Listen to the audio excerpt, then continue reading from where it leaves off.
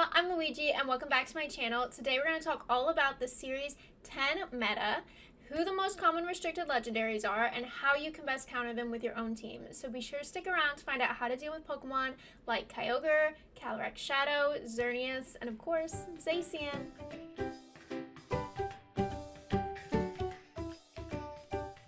So, the fourth most common restricted legendary is Calrix Shadow at just shy of 15% usage.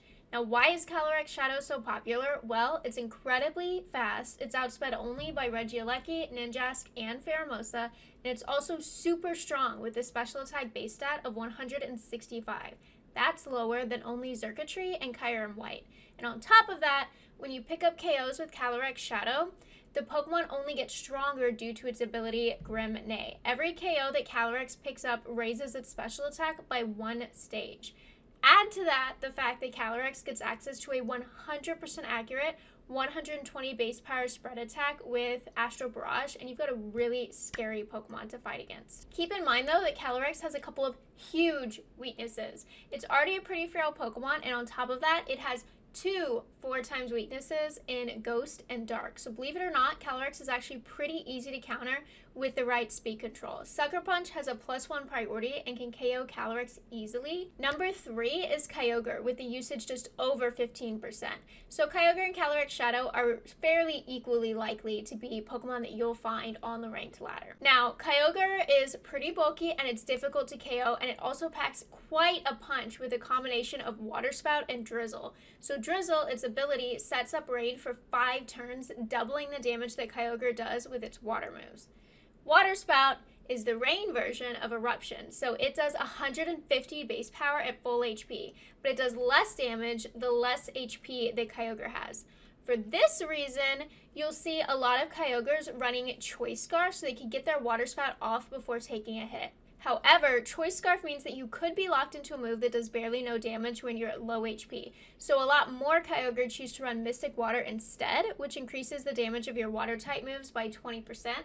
And then they'll pair their Kyogre with Tailwind Support Tornadus instead. So, how do I counter Kyogre? Believe it or not, without access to the added bulk of Dynamax, Kyogre is actually super simple to counter. A single priority Grassy Glide is enough to KO even a max HP Kyogre. However, keep in mind that most Kyogre do run Protect, so it's really important to protect your Rillaboom from Tornadus Hurricanes as well with an Assault Vest. Additionally, you do want to make sure that you can maintain speed control against opposing Tailwind, so priority moves or Taunt Whimsicott can be super helpful here against the Tornadus that almost always comes with Kyogre. And number 2 is Xerneas. Let's talk about Xerneas for a minute. With the right setup, Xerneas can be incredibly difficult to defeat. Luckily, almost every Xerneas is going to do the same thing. They'll use the move Geomancy, which increases their speed, special attack, and special defense by 2 stages, which doubles them. And they'll run the item Power Herb so that this stat increase only takes 1 turn instead of 2. And then after they've used Geomancy, they're incredibly fast, powerful, and specially bulky. So what can I do to counter it? Well, Xerneas can be a little tricky to counter because it's often paired with Pokemon like Indeedee, whose Psychic Surge can protect it from Fake Out and Prankster moves, and whose Follow Me can protect it from hits that might otherwise kill it before it gets Geomancy off. So, to counter Xerneas, I wouldn't count on just OHKOing it before it can get the Geomancy off. You'd need to use a spread move to get around Follow Me, and for example, Calrix Shadow can only barely OHKO Xerneas with Expanding Force on Psychic Terrain with Helping Hand and Life Orb as its item. So if it works for you to run Life Orb on your Calrix and pair it with a Helping Hand user, then feel free to use Indeedee as a partner to help it KO Xerneas turn 1 before it can Geomancy. So Xaciem can also OHKO Xerneas with a single Behemoth Blade, but there is a little bit of an issue of speed control and potential redirection. So after Xerneas uses Geomancy, it will outspeed Xaciem and be able to take it out before it gets a hit off. Paired with Gengar, it can be more effective. So Gengar outspeeds Xerneas and can use the move Corrosive Gas to negate Xerneas' Power Herb, giving an additional turn before Geomancy is completed. In the case where Indeedee uses Follow Me turn 1 and Xerneas uses Geomancy turn 1, Gengar can use Corrosive Gas and Xaciem can use Behemoth Blade to OHKO Indeedee, targeting Xerneas just in case Indeedee protects. And then on turn 2, Xaciem still outspeeds Xerneas because it hasn't completed its Geomancy yet, and it can use Behemoth Blade to OHKO Xerneas. Now might be a good time as well for me to mention one of my favorite counters to opposing spread moves like Calrix Shadow's Astral Brush, Kyogre's Waterspout and Origin Pulse, and Xerneas' Dazzling Gleam. And that's Wide Guard. A lot of Pokemon get Wide Guard, including Mienshao, which has been rising in usage lately as an excellent counter to Incineroar. However, I prefer Toxapex as a Wide Guard user for a few reasons. So one, he's incredibly bulky, both specially and physically. Therefore, he's able to really stay on the field for a long time. Two, because he's so bulky, he doesn't need an item like Focus Sash. So he can run a Mental Herb instead to safeguard against taunt users like Tornadus, which typically come with Kyogre.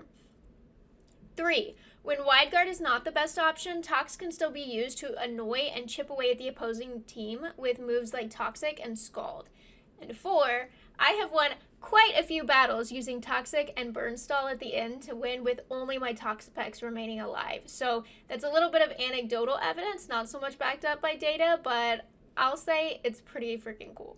And last but not least, the #1 most used restricted legendary in the Series 10 meta right now, of course, is Xaciem Crowned. So why is it so popular? Xaciem was probably the restricted legendary that gained the most out of the Series 10 Dynamax ban since it couldn't Dynamax anyway. It's an incredibly powerful Pokemon with the bonus that when it's holding the Rested Sword item, its ability Intrepid Sword raises its attack by 1 stage. Now, almost all Xaciem carry Behemoth Blade and Protect, and you can also expect the possibility that they might have Substitute, Swords Dance, Sacred Sword, Close Combat, or Play Rough as their other moves. So, how can you counter it? Well, as always, you can Fake Out on turn 1 to ensure that Xaciem can't move before your slower Pokemon. On the other hand, you can use a faster Pokemon to take it down, since it doesn't typically run priority moves. Keep in mind that Xaciem is not the most bulky restricted legendary in the world, and it can be two-shot by almost all super effective moves, like Flare Blitz from Incineroar or a high horsepower from Rillaboom. Now, I personally like to use my Choice Scarf Galarian Darmanitan as a counter here, though, because with the Choice Scarf, G-Darm does outspeed Xaciem, and it can OHKO it with a Flare Blitz, and that's something that Incineroar cannot do. So that's it for the top 4 restricted Pokemon in the Series 10 meta right now. Leave a comment down below to let me know what your favorite counters to some of these Pokemon are. I'm thinking about doing a video where I talk about common mistakes new players make in team building and playing on the ladder. So like this video if you'd be interested in seeing that, and subscribe to the channel if you want to see more videos like this. I'll see y'all later. Bye!